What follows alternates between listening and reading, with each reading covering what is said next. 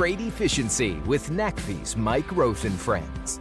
In episode 140, we have joining us John Verdon. He's the co-founder and chief commercial officer at Nevoya, where he talks about the importance of persistence during transformational times, his tale of two careers, and why doing hard things is interesting to him. He also talks about what it takes to build a trucking company from the ground up and about running freight in corridors where it just makes sense.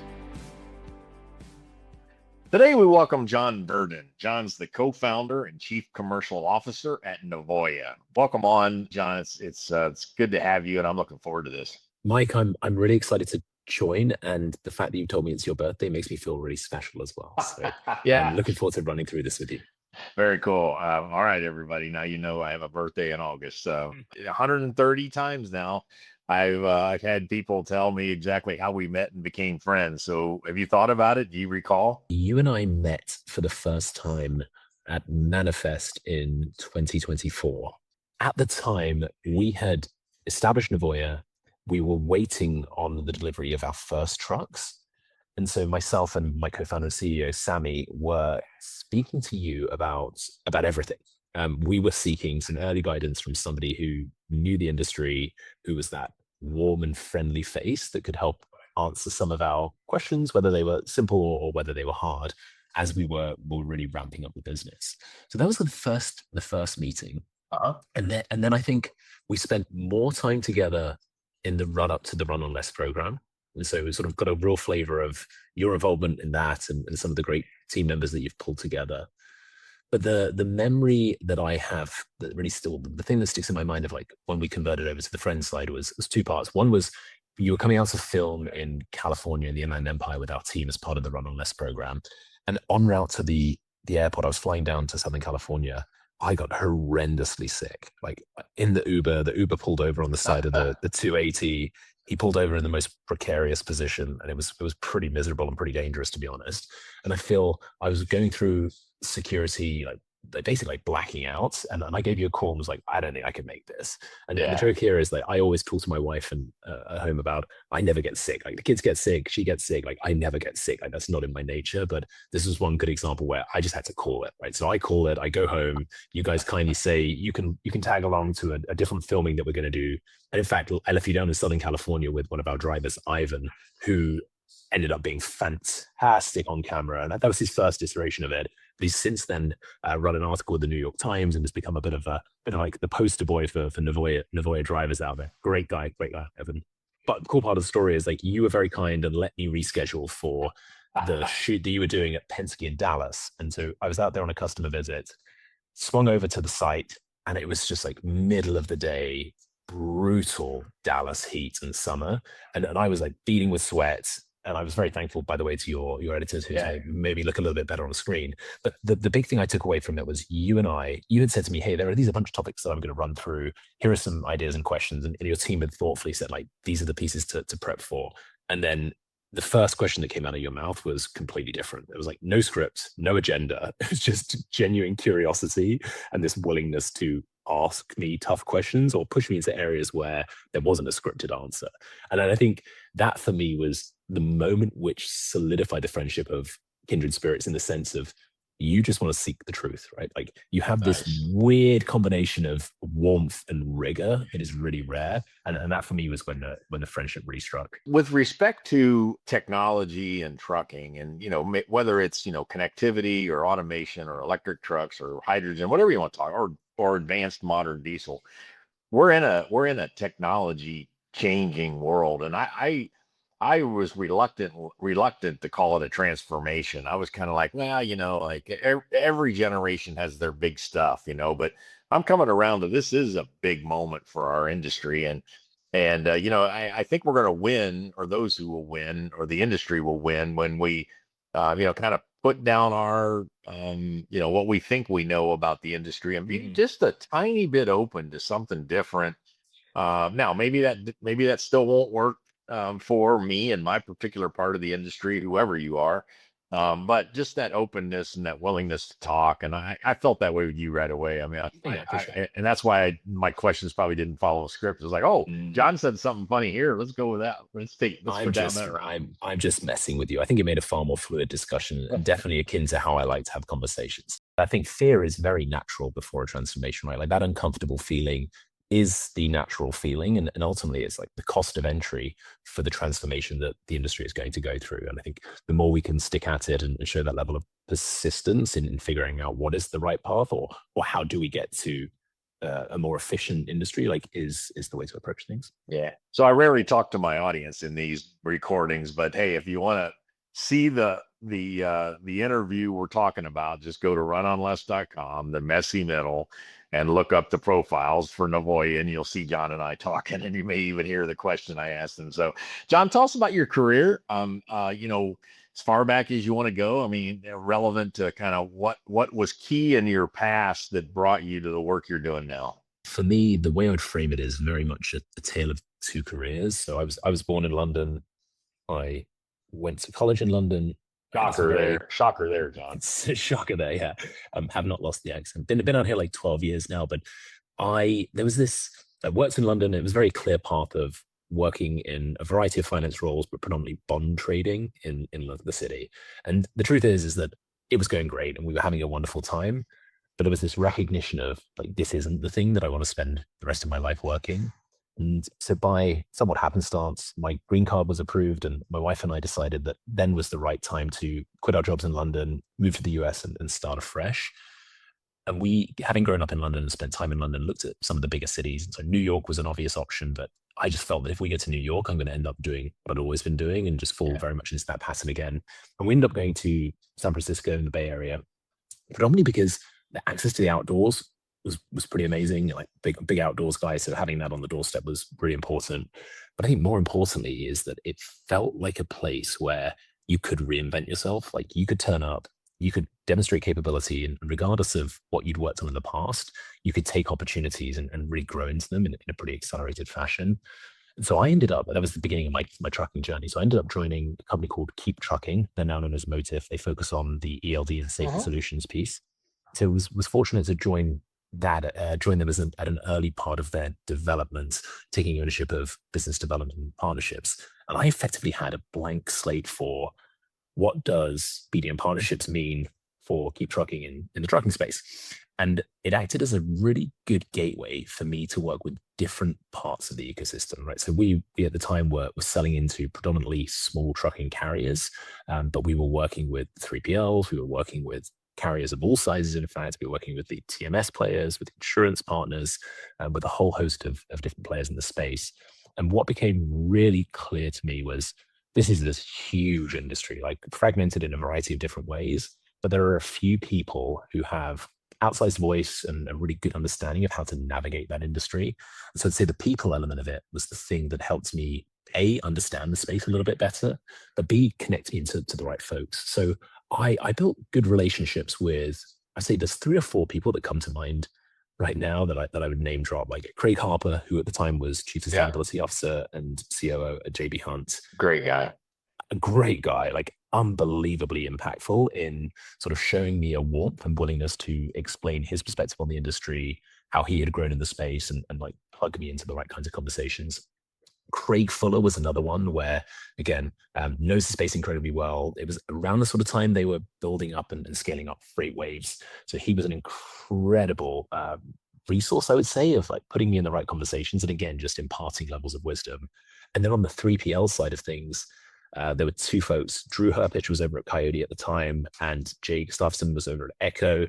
Both of them, we were working on a variety of deals, but it went beyond the deal. It became like personal friendships whereby, again, just the knowledge and the experience they had of the industry just helped build me up. And they like really were helpful for me understanding the trucking space and building that knowge. So was it so you're saying it was the people more than the sort of the industry, or what? I mean, both. I think it's both, right? I think the people are indicative of the industry. And so like in the role I had, I effectively had how do we work with the trucking ecosystem. So it could be, how do we work with the 3PL to ensure that we can distribute our product? And so there is a sort of channel sales mentality and development of understanding what the carriers want from the respective partners, and how we can convey why. At the time, Keep Trucking would have been a great resource for their carrier base.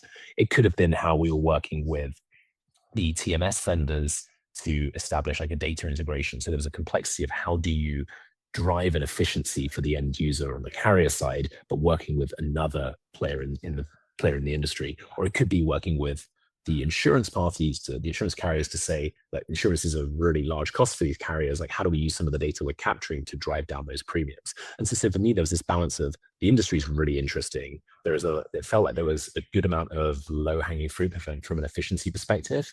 And it felt like with the channel sales piece, the technology integrations, and then some of the more strategic data partnerships and otherwise, it was just lots of really interesting areas to work on.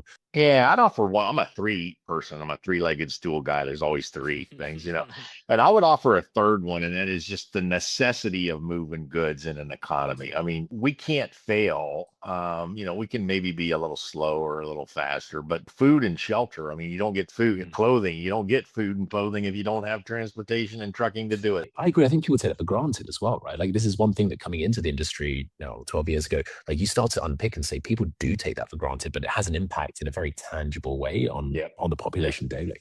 So what's this endurance wannabe athlete that I've ran across somewhere? I mean, oh wow, you're after hurting yourself, huh, John? You know what? My wife often says that some of the event, like, it would be cheaper for me to go to a therapist than to run some of these events or bike some of these events.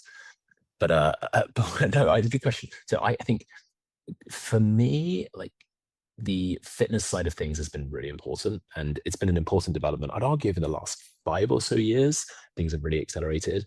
And like, what I've recognized is that doing hard things is really interesting. Like, it is the act of doing the thing rather than talking about the thing after the case. And so the area I live in, just north of San Francisco, has an abundance of trails, and therefore it felt like a good way to make friends with people was, let's go running, let's go bike riding. I went from having never ridden a bike to riding 200-300 miles a week within a pretty short period of time. A friend of mine asked if I could help support him on an ultra endurance run, and fell in love with, again, the community aspect and the supportive aspect.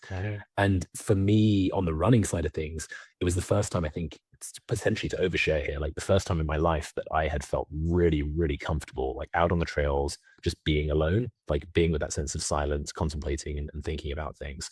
And so doubled down on it. And for me, it's been a great recognition of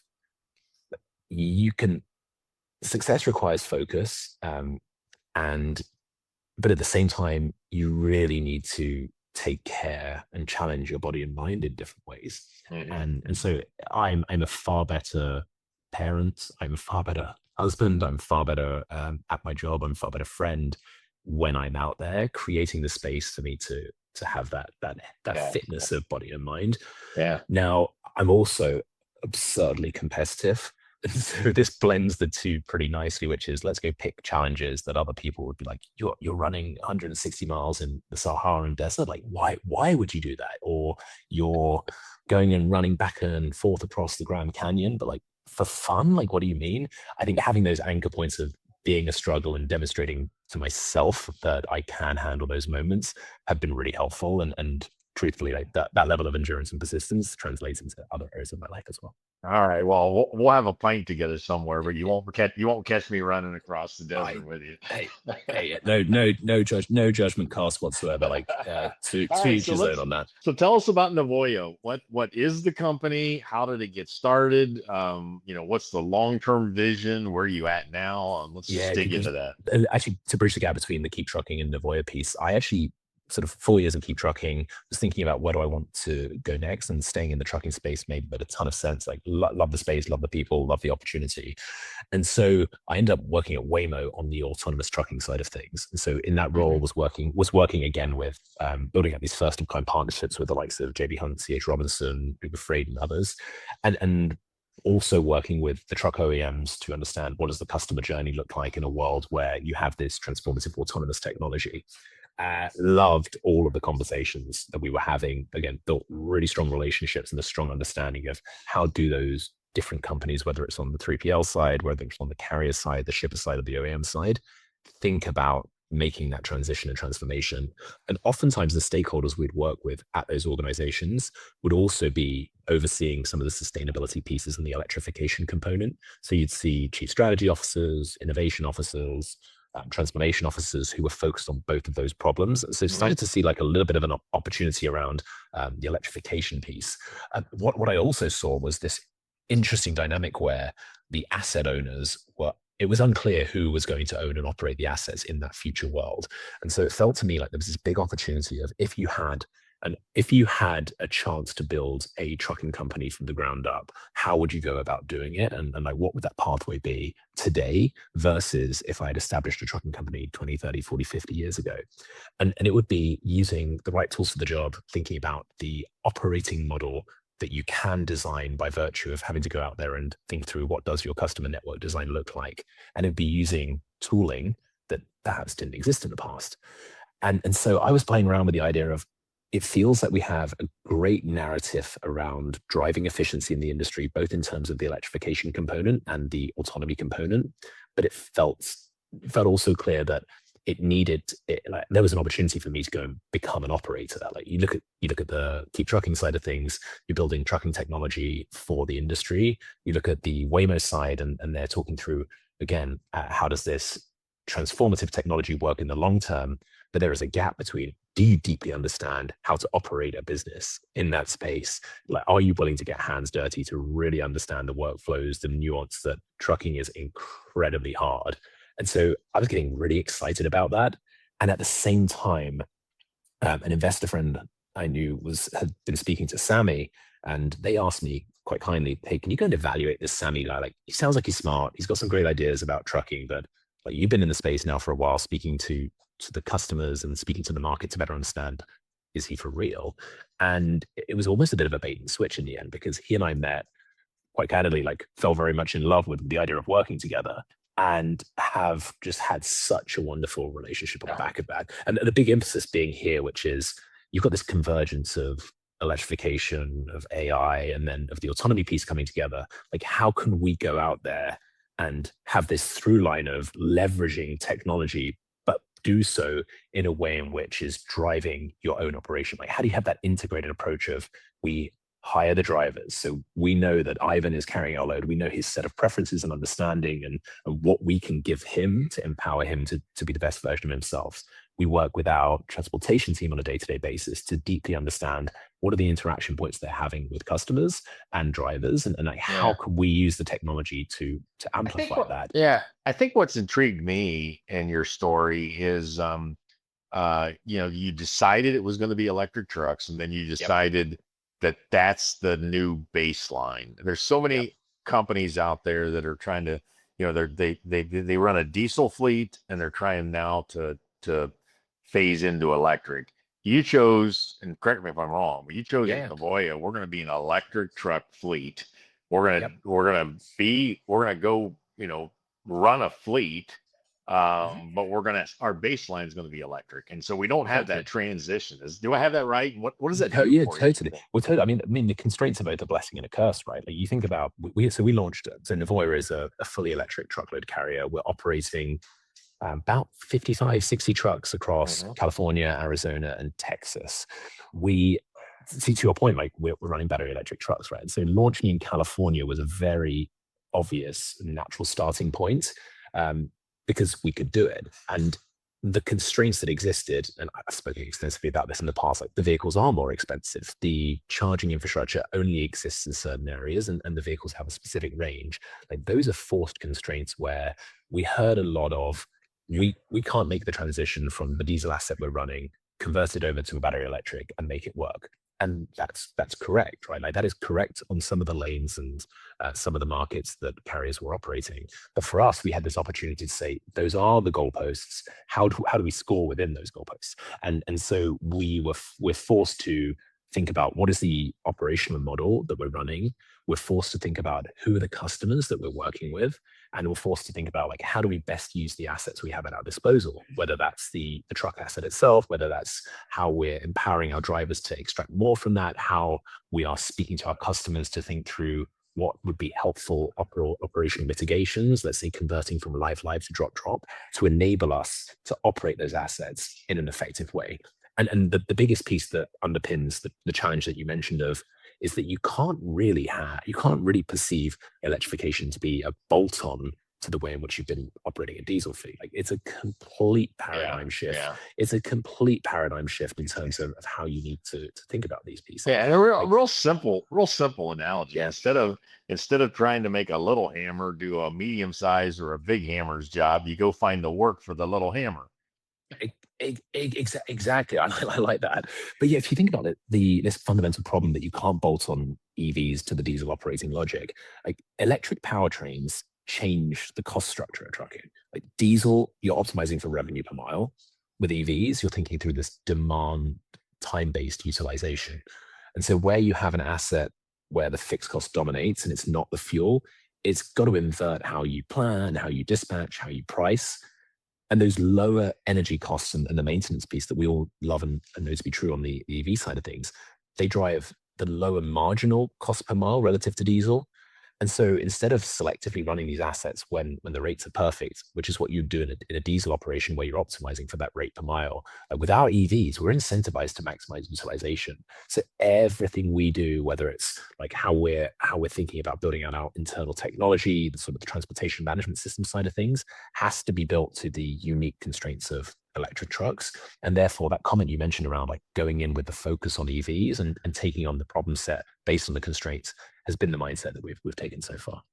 Well, and I think so the way I also think about that is, and we believe this as we've done our, guidance reports and our work, and three run on less efforts now over the last 6 years have included multiple electric trucks and duty cycles and so forth. We expect, electric vehicles to get better range, weight, and all this. So instead of like, one way to say what we just said is that rather than wait for that to occur to work in my traditional diesel operations, you're making the vehicles work today and then can grow and expand the business with that increased capability. And it feels like that'll be, it's not going to be easy. It's not going to be easy, but it's like natural. Totally, I agree. And you think about like the Tesla semis, right? They're a huge accelerant. So in our fleet right now, they're running 30 to 40% cheaper per mile than diesel on longer length of hauling heavier loads because they've extended the payload capacity versus other vehicles, and they are able to go further. And then you've got the additional bonus of the fact that drivers are loving them. So we've got everybody who is working in and around those, whether it's the customer, the driver, or our ops team, are really excited about that ability. And it's just increasing the parts of the network that we can serve from a customer perspective. So John, we're going to run out of time real quick, but I have one more question right on this topic. And that is, so where are you and where is the industry on charging infrastructure to make you be successful? I mean, you could probably get more vehicles than you can charge, or how are you solving that problem? The charging piece is obviously a constraint that one needs to operate within. I'll use our Texas deployment as an indication of how you can get creative with rolling out and deploying a large volume of vehicles. So the backstory here is we're about to deploy some of the order of 50 to 60 Tesla semis between Dallas and Houston. Now, Texas, cost of energy is substantially cheaper than California. Cost of land is cheaper, and cost of doing business is clearly cheaper. There is also a ton of the density from a freight perspective that we can jump on. Now, there's this notion of book and claim, which we can spend hours on, but book and claim lets you decouple the physical movement of the goods with the emissions profile associated with that move. Practically speaking, I can carry freight for a shipper where they don't particularly care about the sustainability benefits and they receive a diesel emission profile. And then conversely, there are folks who are willing to pay for access to that emissions reduction. So we won an RFP last year that is helping us think through deploying in Texas. Now, as I mentioned, like Texas has the operational characteristics of freight that lets you run at the high levels of utilization where it makes sense to use a battery electric vehicle.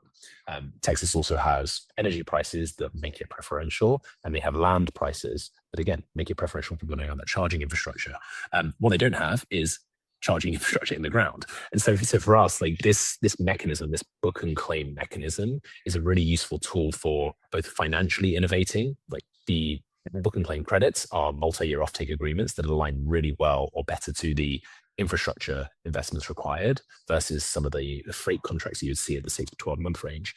But also it's operational innovation because we're able to center our operation on the freight that makes sense for us to carry. It's dense corridors, it's running these sort of relay type models between a Dallas and a Houston, where you have bidirectional freight, where you have a level of flexibility in the freight that again lets you hit those utilization levels and therefore extract the most amount of value out of the battery electric vehicle versus its diesel counterpart. So you're kind of describing that there are places where the stars align for the investment confidence to get the infrastructure in the ground.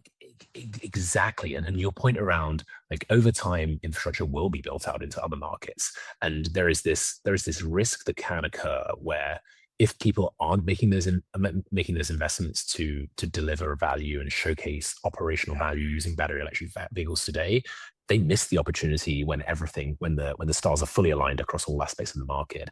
I think our approach has been, let's go out there and operate in the places where we can today, demonstrate to customers that we're a really valuable partner, demonstrate to customers that we can prove out this operational value. And then as those constraints are removed, just increase the surface with which we're serving them. So the vehicle ranges are improving. That allows us to do more. The charging infrastructure is being built into the ground in the Arizona market. Again, expansion from the network perspective. The capabilities of the vehicles themselves are letting you take on additional payload. Again, just increasing the types of customers you can serve. And so for us, I think it really is a case of like, how do we land, demonstrate the value today? And that's such a critical point. Like you can't go out there and promise the long term, but do nothing today. And I think what we're doing a great job of is saying, this is where we will meet you as a customer. Like, let's meet you with where you're at. Let's show you how we can work together today. And then let's map out the different opportunities that we can take on together as things do expand, as those constraints are unleashed. Thanks for joining me. I think a lot of what you said is very interesting and insightful and made me think about some of the work I'm doing. So again, appreciate you being on and thanks for being a friend. Mike, I appreciate you having me on, and happy birthday and show the basement season. Freight Efficiency with NACVI's Mike Roth and Friends.